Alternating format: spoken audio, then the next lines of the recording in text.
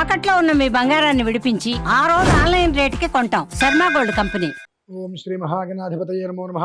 ఆరుద్ర 1, 2, 3, 4 పాదాలలో జన్మించిన వారి యొక్క విధానాలు ఎలా ఉంటాయి అంటే, స్వతహాగా ఆరుద్ర అనగానే అది రుద్రుడి యొక్క నక్షత్రం కదా అని అనుకోవచ్చు. కానీ ఆ నక్షత్రానికి అధిదేవత రుద్రుడు అయితే కావచ్చు, కానీ ఆ నక్షత్రం యొక్క విధానాన్ని కూడా పూర్తిగా అనుసరించి నడిచేటువంటిది మనం మాత్రమే. కనుక ఈ ఆరుద్ర నక్షత్రంలో జన్మించిన వారి యొక్క తత్వం ఎలా ఉంటుంది అంటే, ఒక విధానంలో చెప్పాలి అంటే ప్రతి విషయములో కూడా చేప కింద నీరులా వచ్చేటువంటి తత్వం చాలా ఎక్కువగా అవ్వబోతుంది.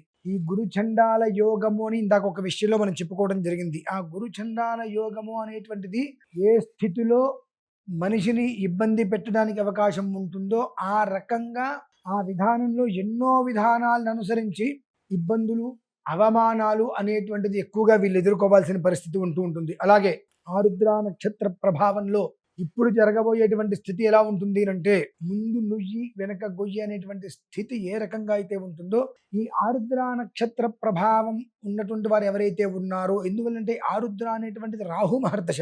ఈ పెద్ద మహర్దశలో మూడవది. మొట్టమొదటిది శుక్రుడైతే, 2 శని, 3 రాహువు. ఈ రాహువు అనేటువంటిది 18 సంవత్సరాల దశలో ఉంటుంది. ఈ 1, 2, 3, 4 పాదాల వారికి కూడా వారు జన్మించేటువంటిది ఆ ఒక రాహు మహర్దశలో జన్మిస్తారు. కనుక ఇప్పుడు ఉన్నటువంటి పరిస్థితులలో బృహస్పతి గ్రహం ఏదైతే ఉందో ఆ ఒక ఆయన రాజుగా ఉండటము, కుజుడు మంత్రిగా ఉన్న కారణం చేత వీరికి చాలా అంటే చాలా అవమానాలు, దుష్ప్రచారాలు, ఇబ్బందులు అనేటువంటివి వీరికి తప్పే అవకాశాలు తక్కువ.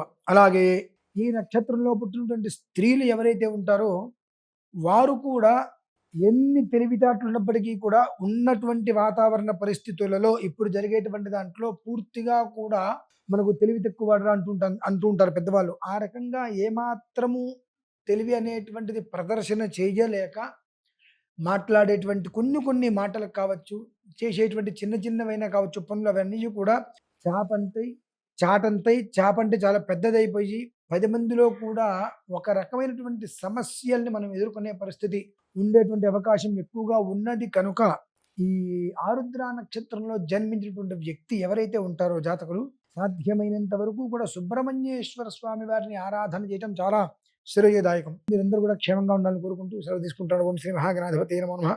స్వస్తి.